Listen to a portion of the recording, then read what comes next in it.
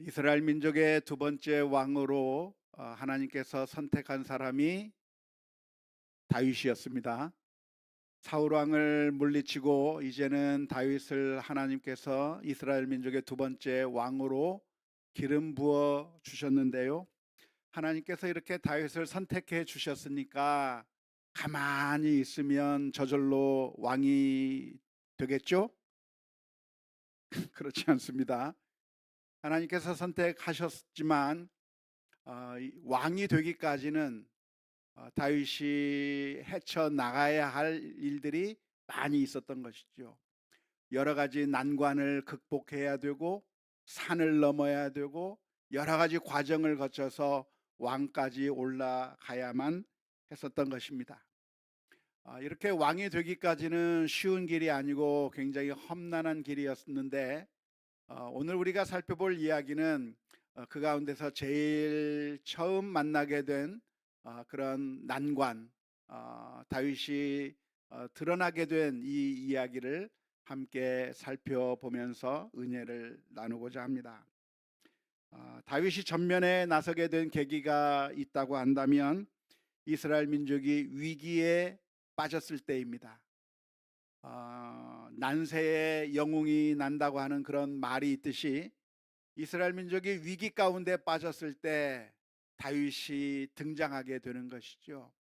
블레셋이라고 하는 나라가 이스라엘을 쳐들어와서 공격하고 있는데 이스라엘 민족은 그 블레셋을 당해낼 아무런 능력이 없는 겁니다. 너무나도 강대국의 나라가 공격해 오는 것이고, 특별히 골리앗이라고 하는 어마어마한 장수가 블레셋 군대를 이끌고 왔기 때문에 그 골리앗과 더불어서 싸울 수 있는 사람들이 이스라엘 민족에게는 없었기 때문에 정말 위기라고 할 수밖에 없습니다.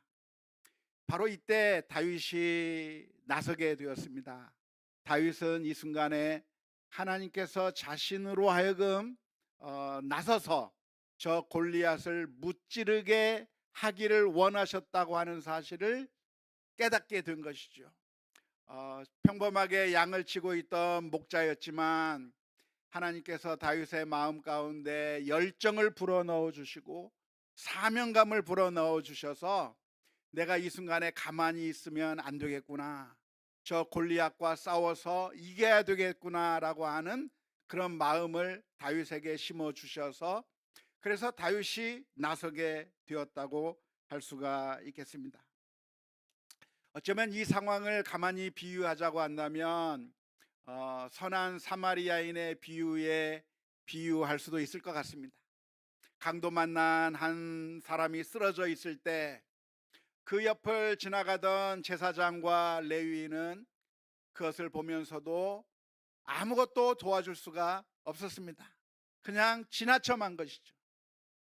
그런데 선한 사마리아 사람이 그 강도 만난 사람을 보고 멈추어 섰습니다. 그리고 도와주기로 결정한 것이죠. 어쩌면 이 순간에 다윗도 이스라엘 민족을 보면서 제사장이나 레위인처럼 생각할 수도 있었을 겁니다.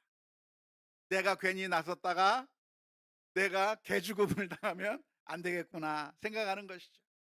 그래서 가만히 있어도 되고 나서지 않아도 되고 그냥 모른 척하고 가만히 있어도 되는 그 상황이었지만 하나님께서 이 다윗의 마음 가운데 열정을 불러 일으켜 주시고 사명감을 허락해 주셔서 내가 이 이스라엘 민족을 구원해야 되겠다고 하는 그 마음을 다윗의 마음 가운데 심어 주었기 때문에 다윗은 선한 사마리아인이 강도 만난 사람을 도와주었듯이 다윗은 이스라엘 민족, 어쩌면 가장 큰 위기에 처해 있는 이스라엘 민족을 구원하기 위해서 다윗이 목숨을 걸고 나가서 골리앗과 싸우게 되었다고 하는 이야기가 오늘 본문의 말씀 가운데 기록되어 있습니다.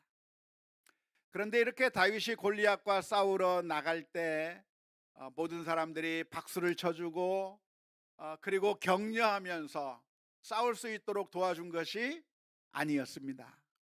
다윗이 골리앗과 싸우려고 했을 때 여러 가지 방해 요소들이 있었습니다.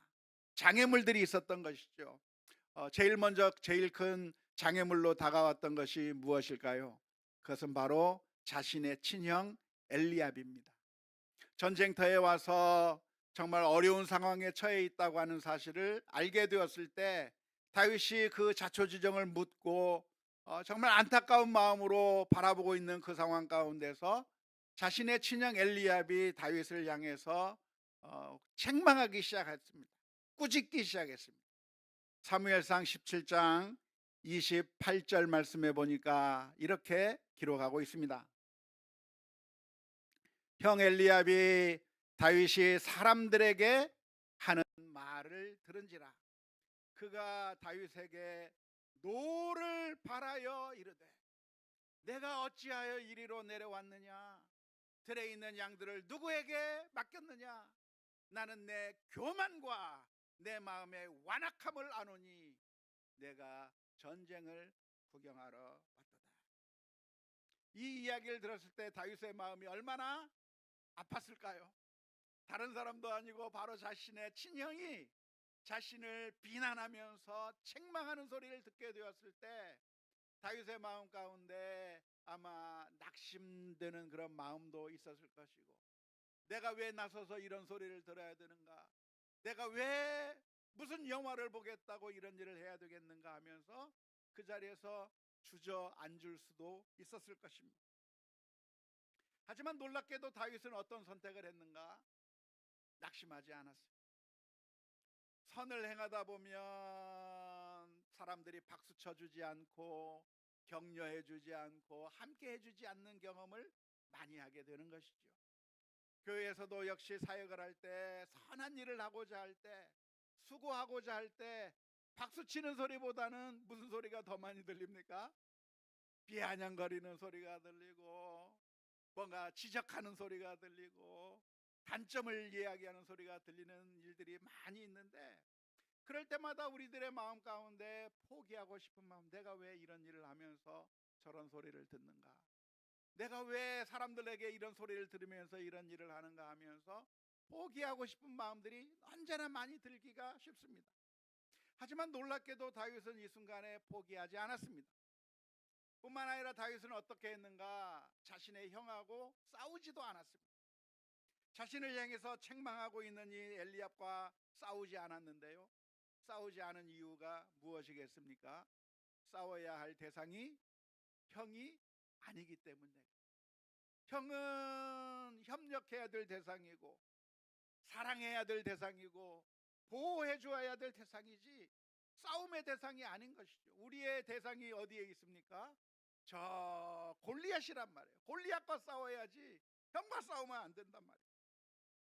이 장애물이 나타났을 때 다윗은 무너지거나 형과 싸우면서 모든 에너지를 쏟아버린 것이 아니라 그 장애물을 잘 넘어서 이제 골리앗과 싸우게 되는 것입니다. 골리앗 앞에 서게 되었을 때 다윗은 골리앗이 비아냥거리는 소리를 듣게 되었습니다. 사무엘상 17장 43절에서 44절의 말씀을 보니까 이렇게 기록합니다. 블레셋 사람이 다윗에게 이르되 내가 나를 개로 여기고 막대기를 가지고 내게 나왔느냐 하고 그의 신들의 이름으로 다윗을 저주하고 그 블레셋 사람이 또 다윗에게 이르되 내게로 오라 내가 내 살을 공중의 새들과 들짐승에게 주리라 하는지라. 다윗이 블레셋 사람, 이건 다음입니다. 벌써 나오면 안 돼. 이런 얘기를 들었을 때 다윗이 얼마나 무서웠겠어요. 정말 키가 장대와 같이 큰 사람이 자신을 향해서 무섭게 이야기하는 그 이야기를 들을 때 심적으로 위축될 수가 있었습니다. 가만히 생각해 보면 골리앗이 상대가 될까요? 안 되는 거죠. 골리앗은 너무나도 장대한 사람이었고 엄청난 실력을 가지고 있을 뿐만 아니라 블레셋 군대가 얼마나 강한 군대라고 하는 사실을 알게 되었을 때 그 앞에서 멈출 수도 있었던 것이죠. 하지만 다윗이 거기서 멈추지 않았습니다. 멈추지 않은 이유가 무엇이겠습니까? 하나님을 바라보았기 때문에 그런 것입니다. 하나님께서 나로 하여금 가만히 있지 말고 저 골리앗과 싸우라고 하는 그런 마음의 열정을 허락해 주시고, 내가 나서서 싸워야 되겠다고 하는 그 사명감을 주신 그 하나님께서 나와 함께 하신다고 한다면, 아무리 이 세상에 강한 대적이 있다고 할지라도 하나님을 내가 의지하고 신뢰한다고 한다면 반드시 이길 수 있을 것이다. 전쟁이 어디에 달려 있는가? 칼과 창에 달려 있는 것이 아니라 하나님에게 달려 있기 때문에 승리할 수 있겠다고 하는 하나님을 바라보는 시각이 있었는 줄로 믿습니다. 이제 보여주세요. 사무엘상 17장 45절에서부터 47절의 말씀에 이렇게 다윗이 이야기를 합니다. 다윗이 블레셋 사람에게 이르되 너는 칼과 창과 단창으로 내게 나아오거니, 네가 믿는 것은 칼을 믿지, 네가 믿는 것은 창을 믿고 단창을 믿지. 하지만 나는 만군의 여호와의 이름 곧 내가 모욕하는 이스라엘 군대의 하나님의 이름으로 내게 나아가노라. 오늘 여호와께서 너를 내 손에 넘기시리니 내가 너를 쳐서 목을 베고 블레셋 군대의 시체를 오늘 공중에 세워 땅의 들짐승에게 주어 온 땅으로 이스라엘의 하나님이 계신 줄 알게 하겠고, 또 여호와의 구원하심이 칼과 창에 있지 아니함을 이 무리에게 알게 하리라. 전쟁은 여호와께 속한 것인즉 그가 너희를 우리 손에 넘기시리라. 다윗은 이 세상의 칼과 창을 보면서 무서워하지 않았습니다. 아무리 강한 적이 앞에 놓여 있다고 할지라도 내가 하나님을 믿고 신뢰하고 하나님께서 나와 함께 하신다고 한다면 아무것도 아니라고 하는 사실을 믿고 담대하게 나아갈 수가 있었고, 그래서 결국 이겼습니까? 졌습니까? 이겼습니다. 오늘 저와 여러분들이 이 말씀, 이 다윗과 골리앗의 이야기를 늘 살아가면서 마음속에 묵상하고 어려운 일을 만날 때마다 주눅들지 말고 힘든 일을 만날 때마다 포기할 게 아니라 하나님께 의지하고 하나님을 신뢰하면서 믿음의 승리가 있을 수 있기를 주님의 이름으로 축원합니다.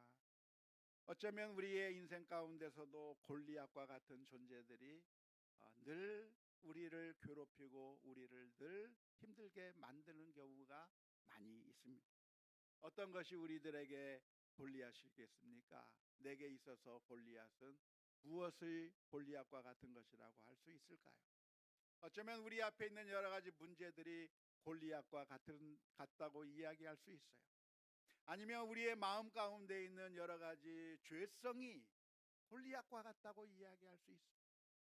그래서 우리로 하여금 계속해서 우리를 넘어뜨리고 우리로 하여금 바로 서지 못하게 만드는 그런 죄성이 우리 안에 있어서 늘 넘어지는 그 문제, 어쩌면 그게 우리 마음속에 골리앗이라고 할 수가 있겠고, 우리 가정의 여러 가지 문제들, 우리 교회의 여러 가지 문제들, 아니면 우리가 살아가면서 만나게 되는 많은 문제들이 사실은 골리앗과 같은 것이고, 한편으로 생각해 보면 내 힘과 능력으로는 도무지 이길 수 없을 것 같다 생각될 때, 그때 그 문제들만을 바라보면서 좌절해버리고 포기하고 나는 안 되겠다, 나는 힘들다 하면서 뒤로 물러서는 사람들이 아니라 하나님만을 믿고 신뢰하면서 주님 나와 함께하여 주옵소서 믿음으로 기도하는 가운데 모든 면에서 승리할 수 있는 우리 모두가 다 될 수 있기를 주님의 이름으로 축원합니다. 우리 성도들은 늘 하나님을 믿어야 돼요. 한번 우리 옆에 사람들에게 격려 한번 하십시다. 하나님을 믿읍시다. 아멘. 이 세상에 골리앗만 바라볼 게 아니라 무엇을 바라봐야 돼요? 하나님을 바라보자 이 말이에요. 내 앞에 문제만을 바라보는 게 아니라 하나님을 바라보고 하나님을 신뢰하며 그 어떠한 어려움이 있다고 할지라도 이 세상의 모든 것들이 칼과 창에 달려 있는 것이 아니라 돈에 달려 있는 것이 아니라, 그 어떤 것에 달려 있는 것이 아니라 이 모든 것이 하나님께 달려 있다고 하는 사실을 기억하면서 하나님을 신뢰하는 가운데 믿음으로 나아가는 우리 모두가 다 될 수 있기를 주님의 이름으로 축원합니다. 제일 안타까운 사람이 무엇일까요? 제일 안타까운 사람은 이 세상의 어려움을 보고 포기하는 사람이 제일 안타까운 사람. 포기할 게 아니고 하나님을 믿고 신뢰하면서 나가야 되는 거예요. 찬송가 302장에 보면 이런 가사가 있습니다.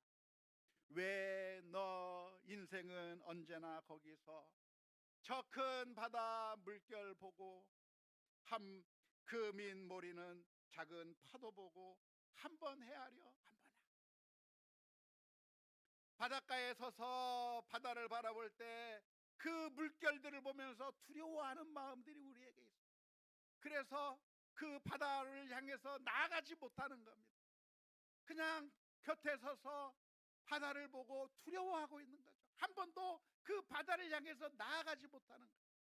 3절에 이런 얘기가 있어요. 많은 사람이 얕은 물가에서 저 큰 바다 가려다가 찰싹거리는 작은 파도 보고 마음이 약하여 못 간다. 이게 얼마나 아쉬운지 몰라요. 바다에 가면 무엇이 있습니까? 물고기가 있어요. 바다에 가면 무엇이 있어요? 신대륙이 있어요. 바다에 가면 우리가 누릴 수 있는 게 너무나도 많은 거예요. 그런데 무서워서 한 발자국도 바다 속으로 못 들어가는 거예요. 좋은 예는 아니지만 그 옛날 유럽 사람들은 바다를 향해서 나갔습니다. 예전에는 무역을 하면서 인도에서 후추를 들여오고 인도에서 많은 물자들을 들여오게 될 때 그 길목을 이슬람 교도들이 막고 있어서 정말 힘들었을 때 유럽 사람들이 생각해낸 겁니다. 지구가 둥글다고 하는데 최근에 발견해요. 지구가 둥글다고 하는 사실을 깨닫고 우리가 계속 서쪽으로 가다 보면 바다를 통해서 인도를 갈 수 있겠구나 하면서 바다를 향해서 나아간 겁니다. 바다를 향해서 나가는데 위험이 왜 없겠습니까? 해적이 있는 것이고 바닷물에 의해서 배가 파손할 수도 있고 어려움도 있고 수많은 걱정들이 있지만, 그러나 큰 배를 만들어서 우리가 배를 타고 한번 가보자 해서 나가면서 신대륙을 발견한 것이고, 나가면서 많은 세력을 확장시키면서 그래서 세계 최강 대국들이 다 된 것인데, 그게 아니고 나가면 죽는다, 나가면 우리가 망할지도 모른다 하면서 가만히 있던 사람들은, 그런 나라들은 발전하지 못하고 다 쪼그라들게 되는 것입니다. 어쩌면 우리의 인생도 마찬가지가 아닐까 싶어요.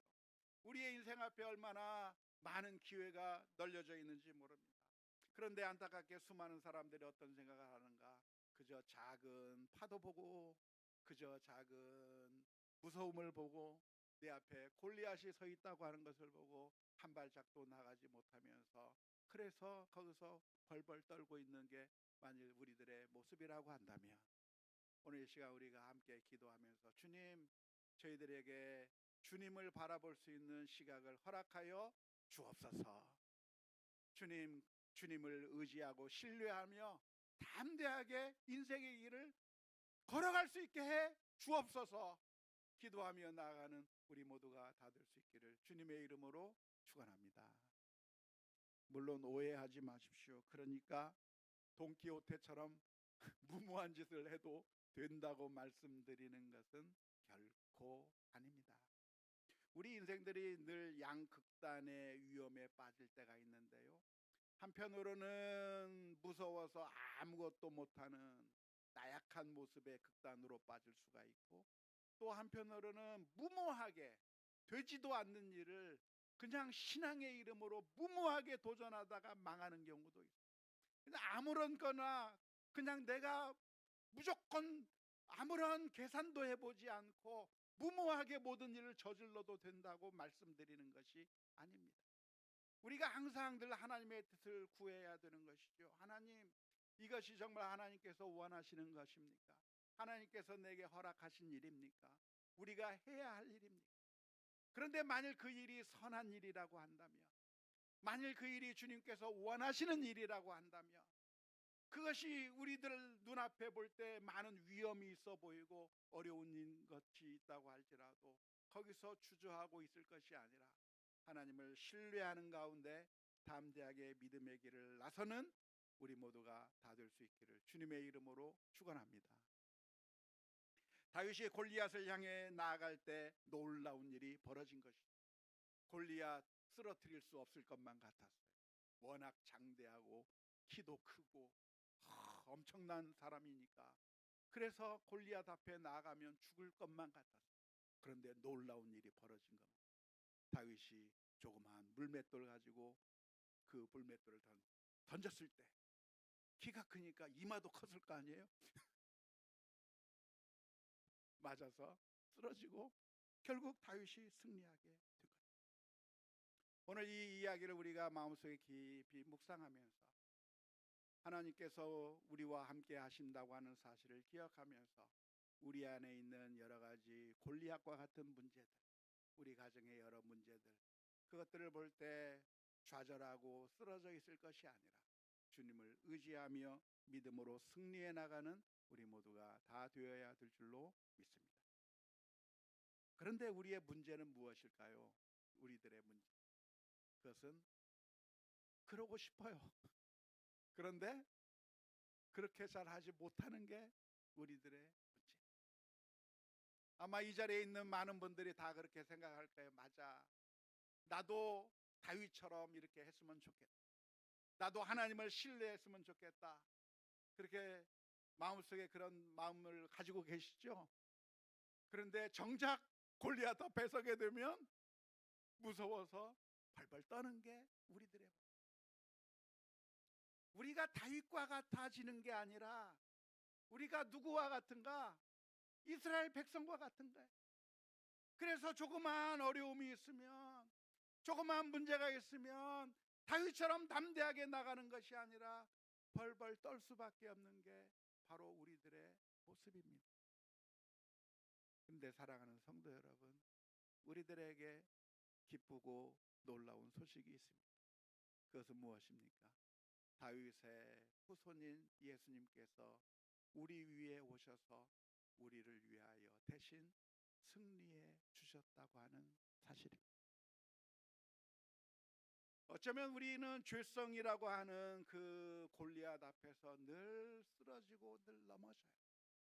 내가 정말 하나님의 말씀대로 살고 싶고, 정말 사랑을 베풀며 살고 싶고, 하나님의 뜻에 따라 살고 싶고, 원수도 용서하며 사랑의 손길을 내밀며 살고 싶은 게 우리들의 마음이에요.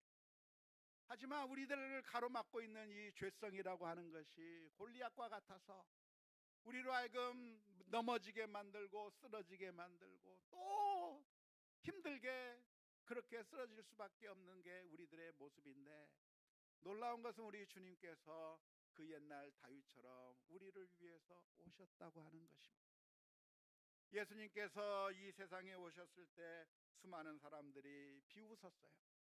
마치 그 옛날 다윗을 보면서 비웃었던 것처럼, 네가 나를 개로 여기고 막대기를 들고 왔느냐고 비웃었던 것처럼, 다윗을 향해서 엘리압이 소리를 쳤던 것처럼, 예수님께서 이 세상에 오셨을 때 저 나사렛 사람이 무슨 일을 하겠느냐, 저 요셉의 아들이 무슨 일을 할 수 있겠느냐, 저 마리아의 아들이 무슨 일을 할 수 있겠느냐 비아냥거리면 거렸을 때 예수님께서 그런 수모와 온갖 조롱을 다 참으시고 십자가 위에서 무참히 죽으시는 것 같았지만, 그러나 결국에는 죄와 사망의 권세를 쓰러뜨리셔서, 그래서 오늘 저와 여러분들을 죄의 그 영향력에서부터 건져내시고 구원해 주신 줄로 믿습니다. 그리고 그 주님께서 저와 여러분들을 향해서 불러주시는 것이죠. 수고하고 무거운 짐진 자들아 다 내게로 오라, 내가 너희를 쉬게 하리라 말씀하시고 나의 멍에를 메고 내게 배우라 말씀해주고 계시는 것입니다. 그래서 오늘 저와 여러분들이 이 말씀을 묵상하는 가운데 사실 주님께서 우리를 위해서 십자가를 지시고 저 죄의 그 골리앗과 같은 죄악을 물리치시고 사망의 권세를 물리치시고 우리를 구원해 주신 그 사실을 기억하면서 주님 저희들을 건져 주옵소서. 넘어지고 쓰러질 때마다 주님께 다시 한번 나가서 회개하고 다시 한번 새 힘을 얻고 승리해 나가는 우리 모두가 다 될 수 있기를 주님의 이름으로 축원합니다. 오늘 우리가 성찬 예식을 거행하게 될 텐데요. 이 성찬 예식은 바로 주님께서 우리를 건져 주시기 위해서 그 옛날 다윗이 목숨을 내놓고 골리앗 앞에 나갔던 것처럼 예수님께서 십자가 위에 자신의 목숨을 내어놓으시고 피 흘려 주신 그 놀라운 사랑과 은혜를 다시 한번 기억하는 예식입니다. 이 성찬 예식을 참여하는 가운데 주님의 은혜를 나의 것으로 받아들이고 또한 우리의 죄악을 회개하고 하나님의 은혜 가운데 살 수 있는 믿음의 결단이 있는 시간이 되었으면 좋겠습니다. 우리 함께 같이 찬송가 144장 부르면서 성찬 예식을 준비하겠습니다.